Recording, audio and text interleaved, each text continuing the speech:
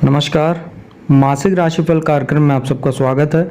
आज इस वीडियो में मैं आपको कन्या राशि के लिए अक्टूबर का महीना कैसा रहने वाला है उसकी संपूर्ण जानकारी दूंगा।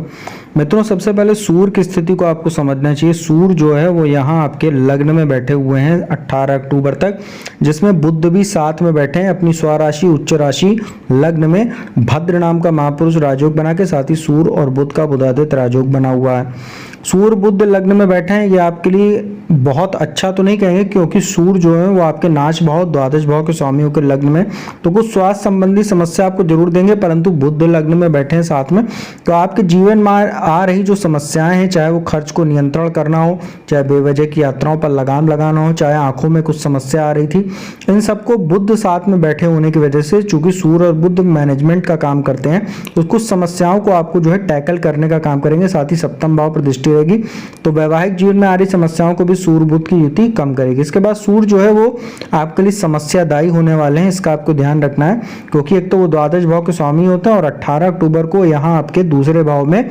वाणी के स्थान पर चले जाएंगे अपनी नीच राशि तुला में, और यहाँ पर केतु पहले से बैठे हुए हैं, तो सूर्य और केतु का ग्रहण दोष बनेगा। और मंगल 3 अक्टूबर को ही आपके दूसरे भाव में आ जाएंगे, तो मंगल केतु का ऑलरेडी वहां पर अंगारक दोष बना हुआ है, और सूर्य और मंगल दोनों अग्नि तत्व के स्वामी हैं, दूसरे भाव में बैठेंगे वाणी के स्थान पर। संचित धन का घर होता है, ये परिवार का घर होता है, ससुराल पक्ष का घर होता है, तो यहाँ पर वो आप बैठकर समस्या पैदा करेंगे। और यहाँ आपके लग्नेश जो बुध होते हैं, ये भी 19 अक्टूबर को यहाँ दूसरे भाव में आ जाएंगे, तो चतुर्ग्रही योग बन जाएगा दूसरे भाव में, जिसमें जो कई प्रकार के दुर्योग हैं जो मैंने बताया, सूर्य केतु का ग्रहण दोष, मंगल केतु का अंगारक दोष, बुध केतु का जड़त्व दोष बनेगा, और बुध और मंगल भी आपस में शत्रु होते हैं, तो ये आपके वाणी को दूषित करेगा, वाणी को बुरी तरीके से प्रभावित करेगा, परिवार में तनाव का काम करेगा, परिवार में कलह कराएगा, पैतृक संपत्ति जुड़ा कोई मामला उसमें समस्या पैदा करेगा। साथ ही राहु की भी यहाँ दृष्टि रहेगी, तो अपने वाणी को बहुत ही संयमित रूप से इस्तेमाल कीजिए, अन्यथा आपके लिए तमाम तरह की समस्याएं पैदा होने वाली हैं। इसके बाद बात करते हैं बुध की। बुध दशमेश और लग्नेश होकर लग्न में है स्वराशि उच्च राशि में 18 अक्टूबर तक, और भद्र नाम का महापुरुष राजयोग बनाए हुए हैं, ये आपको मान सम्मान दिलाने का काम करेंगे। जो समस्याएं आपके जीवन में आ रही हैं उसको जो है कम करने का काम करेंगे, शिक्षित करने का काम करेंगे। आपको समाज में भद्र जैसा नाम है, भद्र महापुरुष, तो आपको एक भद्र पुरुष के रूप में स्थापित करने का काम करेंगे। और 19 अक्टूबर को ये राशि परिवर्तन करके आपके दूसरे भाव में चले जाएंगे। तो अभी जैसे मैंने सूर्य के संदर्भ में बताया था, वाणी को आप बहुत संयमित रूप से इस्तेमाल कीजिएगा। और साथ ही यदि आप कंसल्टेंसी से जुड़ा कोई काम करते हैं, वाणी संबंधित कोई भी काम करते हैं, वहां पर आपको बहुत सतर्क रहने की आवश्यकता है, अन्यथा आपकी कोई नौकरी वगैरह भी छूट सकती है, इसका आप ध्यान रखिएगा। इसके बाद शुक्र की बात करते हैं। शुक्र जो है द्वादश भाव में आपके 2 अक्टूबर को आ जाएंगे। शुक्र जो है वो आपके यहाँ धन भाव के स्वामी और भाग्य स्थान के स्वामी होते हैं, और द्वादश भाव में बैठे हैं। द्वादश भाव में शुक्र एक अपवाद स्वरूप होते हैं, यहाँ पर वो अच्छा परिणाम देते हैं। हालांकि शुक्र भी जो है वो नीचा रोही है, अगली राशि उनकी कन्या होती, तो वो नीच राशि की तरफ अग्रसर है, तो अब उनके प्रभाव में भी धीरे धीरे कमी आती जाएगी। लेकिन द्वादश में बैठे खर्च आपका बढ़ा देंगे, भौतिक सुख साधनों पर, दिखावे पर आप ज्यादा खर्चा करेंगे, बेवजह की यात्राओं पर, घूमने फिरने पर, लग्जरी आइटम पर, विदेश यात्राओं पर, इन सब चीजों पर आपका खर्च बढ़ेगा।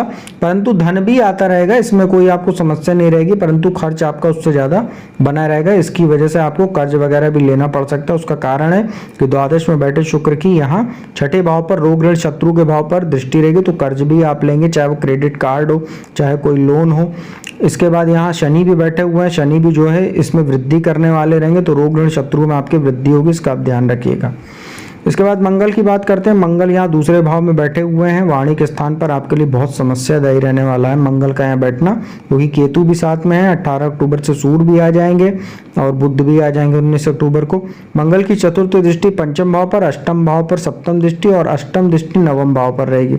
दूसरे भाव में मंगल बैठे हैं, तो वाणी को प्रभावित करेंगे, वाणी दोष की समस्या से आपको दो चार होना पड़ेगा, परिवार में कलह का काम करेंगे, ससुराल पक्ष से संबंधों में विच्छेद का काम करेंगे, इसका आप ध्यान रखिएगा।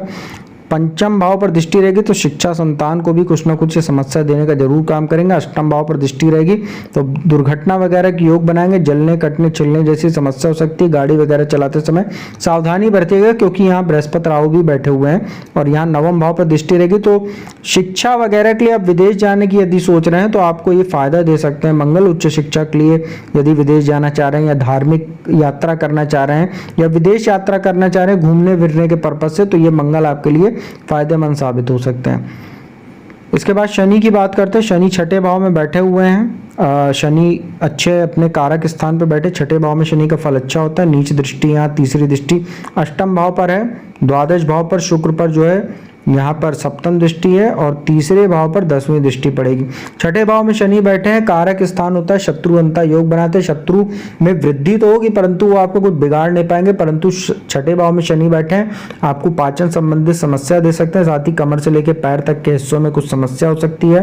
साथ ही रोग ऋण शत्रु में भी वृद्धि कराने का काम करेंगे क्योंकि शुक्र भी बैठे हुए हैं। तो जैसा मैंने बताया लग्जरी आइटम वगैरह पर बेवजह के दिखावे पर आपका खर्चा होगा। शनि भी छठे भाव में बैठ के वृद्धि करने वाले रहेंगे कर्ज में। अष्टम भाव पर शनि की दृष्टि है तो गाड़ी वगैरह चलाते समय सावधानी बरतिएगा क्योंकि मंगल की भी दृष्टि पड़ रही, शनि भी देखेंगे तो कमर से लेकर पैर तक के हिस्से में चोट चपेट की संभावना बन सकती है। परंतु शनि का अष्टम भाव को देखना, ये आपके ज्योतिष तंत्र मंत्र गुप्त विद्या रिसर्च ऐसी चीज़ों में यदि आपका इंटरेस्ट है, इन सब चीज़ों क्षेत्र से आप जुड़े हैं उसमें आपको फायदा दे सकता है। साथ ही आपके जीवन में कुछ अनपेक्षित जो है परिवर्तन भी होंगे, ऐसी घटनाएं होंगी जो आपके लिए कहीं ना कहीं कुछ समस्यादायी भी रह सकती है, इसका आप ध्यान रखिएगा। कोई सर्जरी वगैरह आपकी पेंडिंग है तो वो भी इस गोचर के दौरान हो सकती है। खासतौर पे 4 नवंबर तक अभी शनि वक्री है तो थोड़ा ज्यादा आप ध्यान रखिएगा क्योंकि अष्टम में बृहस्पति भी बैठे हुए हैं और वक्री हैं वो, इसका आप बहुत ही ध्यान रखिएगा अष्टम पे जो दृष्टि है। इसके बाद द्वादश भाव पर दृष्टि तो कोर्ट कचहरी जुड़ा कोई मामला है उसमें समस्या देंगे शनि।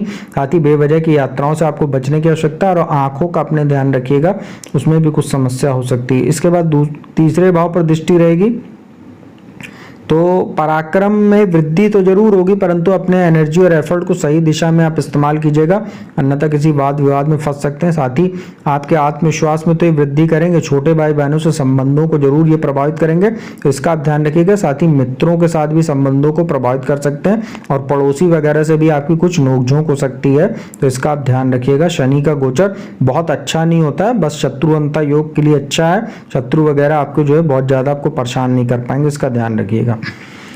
इसके बाद बात करते हैं बृहस्पति राहु के। अष्टम भाव में बृहस्पति राहु बैठे हैं, हालांकि राहु 30 अक्टूबर को यहाँ आपके सप्तम भाव में आ जाएंगे। इसके बाद बृहस्पति जो है वो अकेले बैठे रहेंगे अष्टम भाव में, लेकिन अभी 30 अक्टूबर तक हैं।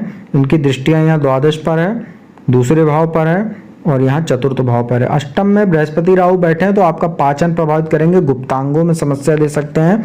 साथ ही कुछ अचानक परिवर्तन, अचानक खर्चे आपके सामने ऐसे आ सकते हैं जिससे आपका बजट बिगड़ सकता है। द्वादश पर दृष्टि है तो यात्राएं आपकी हो सकती हैं, विदेश यात्रा के योग हो सकते हैं। शिक्षा से जुड़ा कोई काम हो या नौकरी वगैरह के लिए आप विदेश जाना चाह रहे हो उसमें ये बृहस्पति राहु की युति आपको फायदा दे सकती है। इसके बाद दूसरे भाव पर दृष्टि रहेगी तो वाणी आपकी प्रभावित होगी क्योंकि वहां ऑलरेडी कई प्रकार के दुर्योग बने हुए हैं। परिवार का माहौल तो बहुत ही बुरी तरीके से इस पूरे महीने प्रभावित रहेगा, इसका आप ध्यान रखिएगा। चतुर्थ भाव पर दृष्टि रहेगी तो माता के स्वास्थ्य का ध्यान रखिएगा। साथ ही भौतिक सुख साधनों से संबंधित चीजों की खरीद फरोख्त, साथ ही भौतिक सुख साधन के अलावा जैसे भूमि भवन वाहन में यदि आप निवेश करने जा रहे हैं बहुत सावधानी से कीजिएगा। अष्टम की जो दृष्टि, नवम दृष्टि जो पड़ेगी चतुर्थ भाव पर, यह आपका कहीं पैसा डुबा सकती है, कोई धोखा वगैरह भी आपको हो सकता है, इसका आप ध्यान रखिएगा। इसके बाद अंत में केतु की बात करते हैं। दूसरे भाव में बैठे हैं, इनकी दृष्टियां जो है शनि पर है, बृहस्पति राहु पर है और यहाँ एकादश माफ कीजिएगा दशम भाव पर है 9वीं दृष्टि। तो रोग ऋण शत्रु में वृद्धि करने का काम करेंगे। छठे भाव पर दृष्टि डाल के, अष्टम भाव पर दृष्टि डाल के आपको कुछ स्वास्थ्य संबंधित समस्या, दुर्घटना आदि के योग बनाएंगे। और दशम भाव पर दृष्टि रहेगी तो कार्यस्थल पर भी कुछ समस्या दे सकते हैं, तो अपने बॉस, कलीग जो उच्चाधिकारी वगैरह हैं उनके साथ संबंध अच्छे रखिएगा और ईमानदारी से काम कीजिएगा। किसी भी प्रकार का भ्रष्टाचार वगैरह करने से बचिएगा, अन्यथा आपको जेल यात्रा वगैरह भी करनी पड़ सकती है, कानूनी मामले में आप फंस सकते हैं। आपका मान सम्मान भी प्रभावित हो सकता है। उसका कारण है कि यहाँ द्वादश में शुक्र बैठे हुए हैं और शनि की दृष्टि है द्वादश भाव पर, जो कोर्ट कचहरी वाद विवाद का घर होता है। तो कार्य में अपनी ईमानदारी बरतिएगा, बाकी आपके लिए गोचर ठीक है, तो पूरे महीने का अगर निष्कर्ष निकाला जाए तो आपकी वाणी बुरी तरीके से दूषित होने वाली, जिसमें खास तौर पर 19 अक्टूबर के बाद से पूरे महीने के अंत तक आप बहुत ध्यान रखिएगा और जो है अपने स्वास्थ्य का ध्यान रखिएगा, गाड़ी वगैरह चलाते समय सावधानी बरतिएगा और बजट अपना मेंटेन करके चलिएगा। बेवजह के दिखावे पर और बेवजह की चीज़ों पर निवेश करने से बचें। तो महीना आपके लिए कुल मिलाकर मिश्रित फल वाला कह सकते हैं, बहुत उत्तम और बहुत अच्छा नहीं रहने वाला है।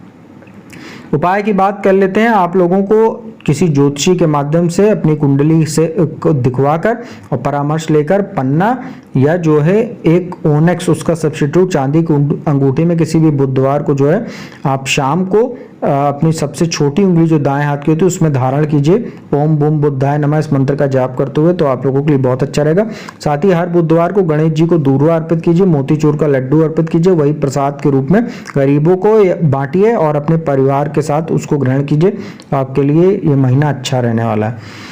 तो मित्रों, उम्मीद करता हूँ वीडियो आपको अच्छी लगी होगी। यदि वीडियो अच्छी लगी तो चैनल को सब्सक्राइब कर लीजिएगा, बगल में बेल आइकन का बटन उसको प्रेस कर लीजिएगा। और जो भी जातक कुंडली विश्लेषण कराना चाहता है तो मेरे नंबर डिस्क्रिप्शन स्क्रीन दोनों पर उपलब्ध है, उस पर संपर्क करके आप लोग अपॉइंटमेंट ले सकते हैं और फीस जमा कराने के उपरांत घर बैठे मेरे द्वारा कुंडली विश्लेषण का लाभ प्राप्त कर सकते हैं। तो अब मैं अपने वाणी को यहीं विराम देता हूँ। अगली वीडियो में आपको तुला राशि के लिए अक्टूबर का महीना कैसा रहने वाला है उसकी संपूर्ण जानकारी लेकर हाजिर हूँ। तब तक के लिए ओम नमः शिवाय।